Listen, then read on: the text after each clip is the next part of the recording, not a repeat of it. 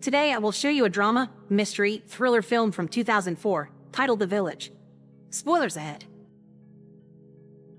In what appears to be the 19th century, there's an isolated Pennsylvania village in the middle of the woods.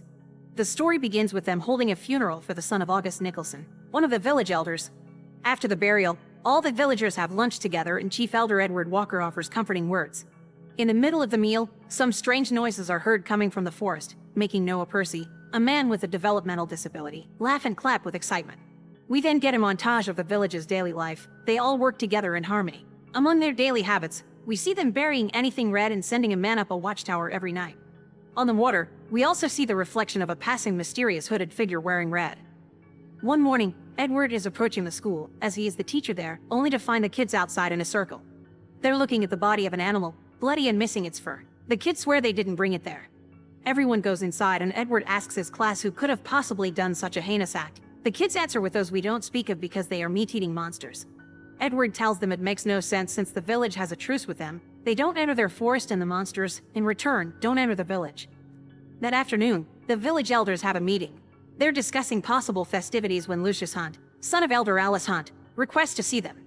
Lucius has written down what he wants to say and proceeds to read it to them. After reassuring them his mother has nothing to do with this, he says the death of the child has weighed on his thoughts, so he wants permission to cross the forest and go to other towns so he can acquire some new medicines. He thinks the monsters won't attack him because creatures can sense emotions, and Lucius is pure of intention. The request is denied. Later at night, Alice asks him what he's even thinking about. He just says he's going to make a friend company in the watchtower. The guard for the night is Finton Coin. Lucius joins him there and asks him what he thinks of other towns. Finton replies they're wicked places where wicked people live. He also thanks Lucius for coming, since he isn't supposed to be there. The next morning, another animal body with no fur is found in town. The elders hold a meeting with the villagers and tell them this must be some predator like a coyote or a wolf, suffering from madness. It couldn't have been those we don't speak of because they're rather big. They would have known they were in the village. On their way home from the meeting, Edward chats with his daughter Kitty. She mentions she's in love and wants permission to get married. Edward looks displeased with the fact the boy isn't there with her to ask properly. Kitty explains she hasn't even asked the boy yet because she wants his blessing before saying anything and mentions the boy's identity, Lucius. Edward gives them his blessing. Kitty rushes to meet with Lucius and confesses his love to him. Lucius turns her down, so Kitty returns to her house and spends the evening crying on her blind sister Ivy's lap while she sings to her. Meanwhile, Lucius gathers wood and takes it to August's house, where August wonders if his son and Lucius had bonded because neither talked much. He also calls him kind. At the same time, at the edge of town, a group of boys is playing a game of bravery. You must stand on a stump, facing away from the forest and with your arms stretched, and see how much you can last before getting scared. The current player swears he hears noises in the woods, but he stays on his spot. Back to Lucius, August is telling him that one can run from sorrow, but sorrow will still find you because it can smell you like a dog. Then he looks at a mysterious black box in the corner. Then we cut back to the boys again, who finally are running away from the area when the noises prove to be too much. Morning comes, and Ivy is being called to deal with Noah, who is hitting other boys with a stick. He stops as soon as she asks him to, then she takes him to stare at a special house where he'll be locked in if he doesn't listen. They strike a deal and he promises he won't be hitting anyone again. Now that's over, they decide to spend time together by racing up the hill to the resting rock. Noah asks her not to cheat, but she distracts him and cheats anyway. They make it to the rock and find Lucius already there. He shares a snack with them and Ivy tells him how much her sister cried when he turned her down. She also explains that she was able to tell Lucius is there because a handful of people give the faintest color. Her father has it too. When Noah suddenly leaves to go after a bird, Lucius tells Ivy she runs like a boy.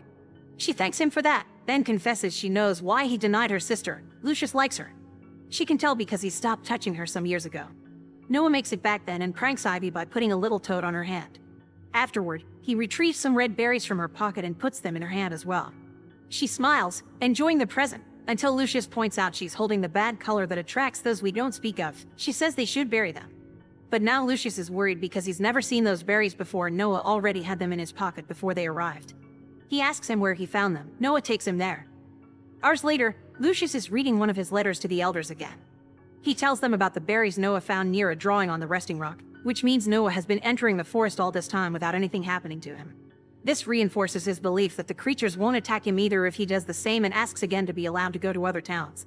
The elders don't accept. Later at night, back in their house, Alice decides to tell Lucius a story about the other towns. His father had left for the market and was found naked and robbed on a river days later. Alice is telling him this so he can understand the nature of what he wants, but he explains he doesn't want to do this for himself, it's for the sake of the village. He says he isn't the one with secrets, because secrets are everywhere in the village, like the black box Alice has and he points at. Alice says that's for her own good, to be safe from but not forget the evil things from her past. Lucius wants to open it, Alice refuses and tells him they should talk to Edward. Lucius says Edward has feelings for Alice because he never touches her.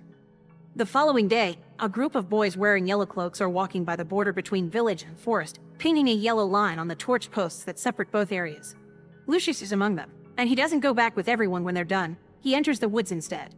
It doesn't take him long to find the berries, and when he hears some growling, he looks to his side to see a creature getting away. He decides to return to the village after that. It's nighttime when he arrives and finds Ivy outside her house. She tells him she's heard from her parents that Lucius wants to leave the village for medicine. She thinks it's noble but not a good idea. She also informs him that her older sister is getting married, which means now she is free to receive interest from anyone. We cut to the watchtower then. Finton hears a noise and opens the hatch, believing it to be Lucius, but it's one of the monsters. So after some hesitation, he starts ringing the bell to alarm the village. Everyone in town is running back to their houses to hide. While Lucius helps villagers to get to safety, Kitty rushes Noah, the kids and Ivy into the basement, but Ivy stays at the door, waiting for Lucius. She extends her hand in front of her and an approaching monster is about to take it when suddenly Lucius shows up, grabs her hand and drags Ivy inside to hide with the rest of the family in the basement. The next day, red markings are found on the doors of all houses. The elders are holding a meeting with the villagers to try to figure out what happened. The markings are obviously a warning, but the creatures never attacked without a reason before. When elders ask if anyone knows anything, a written note is handed to them. It's a confession from Lucius, admitting he went into the woods and was seen by the creatures. Edward goes to the back of the room where Lucius is crying and tells him he's been fearless. A couple of days later, the villagers are celebrating Kitty's wedding. There's a lot of food, decorations and dancing, but also a little ritual where two men wearing yellow cloaks leave some meat on a rock for the monsters. When Alice congratulates Edward for his daughter's marriage, she offers him her hand to shake, but he doesn't take it, confirming Lucius' theory. Everyone is having fun at the party until the screaming of some kids is heard. The little boys are brought to Edward, who asks them what happened. They tell him they saw the monsters in the village, leaving more warnings. They think the creatures want them to leave. The party is cancelled. Edward makes everyone go home together for protection. What they find in the village is terrifying. There are dead animals everywhere. Livestock has been taken and skinned. The hides and feathers are missing. There are marks on the barn door so high a coyote couldn't have done it. This confuses the elders. Meanwhile, Ivy is awoken in the middle of the night and goes outside. There is Lucius, sitting at her porch. She sits next to him and tells him there will be an inquiry tomorrow to find out how the border was breached. Lucius wants her to go inside since it's cold and unsafe. She changes the subject. First, she asks if Lucius thinks she's a tomboy. Then she mentions the game of bravery, to which Lucius holds the record. She asks him how he can be so brave, to which he replies he concentrates on what needs to be done. Then she wonders if he'll dance with her on their wedding night and why he doesn't express his thoughts more. Lucius gets a bit angry then. If he wanted to speak, he would, and if he wanted to dance with her, he would ask her too. Most importantly, he admits he does get scared sometimes too when he thinks of Ivy coming to harm. That's why he's on that porch. He fears for her safety above anyone else's. Finally, he says yes, he'll dance with her on their wedding night. Then they kiss. The next day, during the inquiry, one of the villagers asks Alice if the news about Ivy and Lucius is true. Alice confirms it is. Meanwhile, Ivy is asking her sister for her blessing, because she doesn't want to do anything to hurt her and she's still more important than a boy. Kitty does give the couple their blessing and wishes them happiness. While the sisters talk, Lucius is visited by Noah, who looks clearly upset by the news. Lucius knows Noah has feelings for Ivy too, but he isn't allowed to say much before Noah stabs him twice. We cut to the Percys, who are getting ready for the town meeting when Noah arrives at the house covered in blood and calls it the bad color. The elders are immediately told about the accident and they make all villagers start searching for the injured person. As soon as she hears it was Noah who did it, Ivy guesses who could have been hurt and hurries to Lucius' house to find his unconscious body on the floor. She crouches next to him and hugs him, and when Edward arrives, she tells him she can't see Lucius' color. A couple of hours later, one of the elders is telling the villagers Lucius is hanging in there but he can pass at any time, so everyone should pray for him. Feeling angry after hearing this, Ivy goes to visit Noah to the house he's been locked at and slaps him repeatedly. His father has to drag her out by force. Noah is heard crying out and hitting things when he's left alone and locked again. Sometime later, Ivy talks to her father and tells her that if Lucius dies, so will she, so she asks for permission to go to the towns for medicines. We cut to Edward talking to the doctor to know more details about Lucius' condition before taking a decision. He's got an infection and they can only pray for it. Edward pushes the doctor to give him a better answer on what could be done if they had resources. The doctor admits Lucius will have a better chance if they can contain the infection. Alice takes Edward away from the house to talk to him privately, guessing what he has in mind and reminding him he swore an oath he must respect like the rest of the elders do. Edward doesn't listen, and when Alice starts crying, he hugs her. Edward returns to Ivy and takes her with him for a walk, where he tells her his father had a knack for business, but it was dangerous because money is a wicked thing that turns people's hearts black. That's why they don't have it in the village. Her grandfather died of a shot in the head while he was sleeping, and Edward is telling Ivy all this so she can understand what he's about to show her. They reach an old shed that mustn't be used, and he asks her to try not to scream before he takes her inside. Next we cut to Ivy getting a bag ready for a trip and telling Lucius she'll leave to fetch some medicines for him. Meanwhile, Edward meets with the other elders to tell them about this. It's back to Ivy then. She's waiting by the village borders wearing a yellow cloak. Finton and Kristoff join her wearing the same cloak. They get closer to the woods and Ivy raises a hand to show a little bag she's holding before the three of them step in. They only make it a few steps in before Finton stops Ivy to tell her Kristoff isn't following them anymore. She tells Kristoff they don't need to be scared because they have the magic rocks, and Kristoff wonders why they didn't hear of these rocks before. Finton begs him not to leave them, but Kristoff thinks it's too dangerous, so he goes back to the village.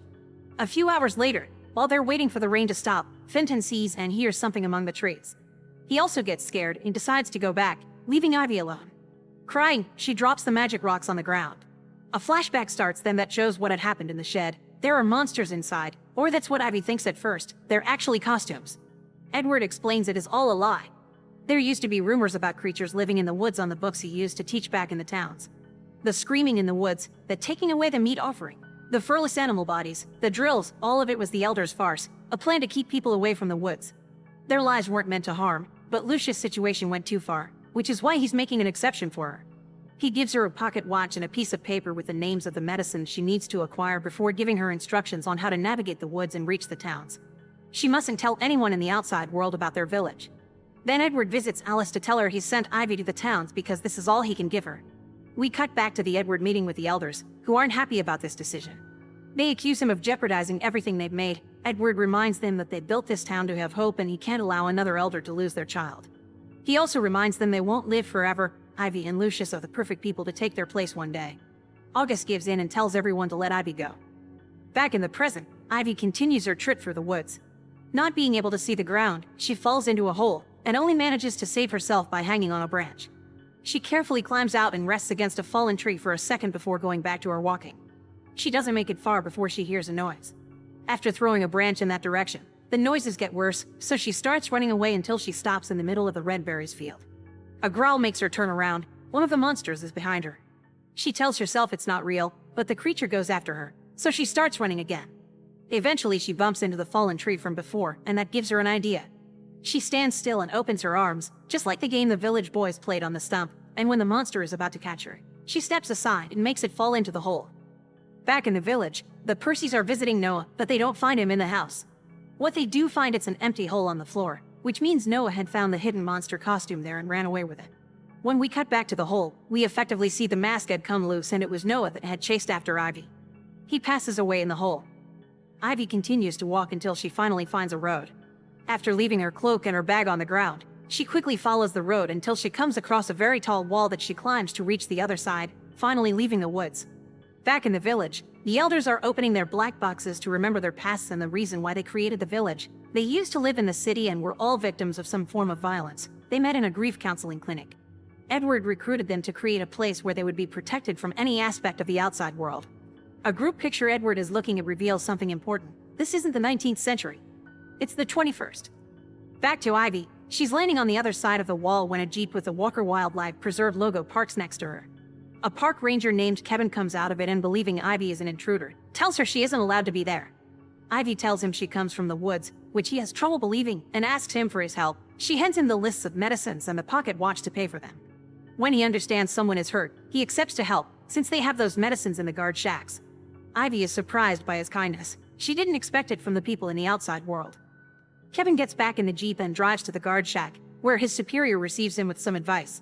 He reminds him it's an easy job. They just need to keep people away from the animal sanctuary and not disturb the woods. Kevin shouldn't make conversation with any intruder, only patrol. His superior still remembers when planes were paid not to fly over that area some years ago. The press had caused him enough stress.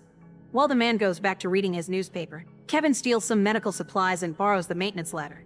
Soon after that, Ivy is back in the woods wearing her yellow cloak and returning home, while Kevin is on the other side of the wall with the ladder Ivy used to climb back and her pocket watch hanging on the rear mirror. Moments later, the news of Ivy's return with the medicine reaches the elders, who are waiting next to Lucia's bed. They are also told Ivy was attacked by a creature and she killed it, which greatly upsets Noah's parents. Edward tells them they'll find him and give him a proper burial. They'll also tell the others a creature did it.